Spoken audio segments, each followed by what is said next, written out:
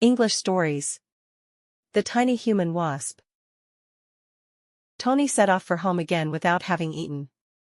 As usual, one of the older boys had taken his packed lunch, threatening to give him a good hiding.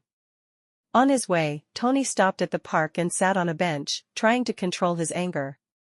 As he was a sensitive and intelligent boy, before long he had managed to forget it, and was busy enjoying the plants and the flowers. He suddenly saw a wasp flying about among the rose bushes, and it gave him a bit of a fright. While getting away from the roses, a thought came into his head: how is it that something so much smaller than himself could frighten him like that? That was just what he needed to do himself, against the older boys. He spent a while looking at the insects, and by the time he arrived home, he had a good understanding of the wasp's trick. It was fear. A wasp could never fight a person, but everyone was so afraid of its sting that they left the wasp in peace. So Tony spent that night wondering what his sting could be. He tried to think of what frightened those bigger boys. The next day, Tony seemed like a new boy. No longer did he walk with his gaze on the ground, nor did he look away when people spoke to him. He was confident, ready to face up to anyone, with his mind on his new role of frightening people, and on his back he carried a backpack full of stings.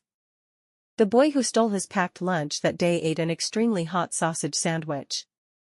The sausage was so spicy that he ended up crying and coughing. Never again did he want to eat anything belonging to Tony. Another older boy wanted to hit Tony, but this time Tony didn't run away. From memory, he told him the phone numbers of his parents, his teacher, and the boy's own mother. If you hit me they'll all find out, and you'll be severely punished, Tony told him, looking at the boy so determinedly and bravely that the boy left him alone. Another bully wanted to take one of Tony's toys. Instead of giving him it in fear, Tony gave the boy a small card written by a policeman he knew. It read, "If you rob this boy I'll come after you and I'll even lock you up." The tactic worked. Just like Tony had been afraid of their beatings, those big kids too were afraid of many things. On one occasion, a bully hit him a couple of times, and Tony had to be brave and carry out his warning. The bully got such a fright that from that day he preferred to protect Tony. So, in the end, Tony became like the wasp he'd seen. Without even having to sting anyone, he frightened them, and ensured that no one would mess with him.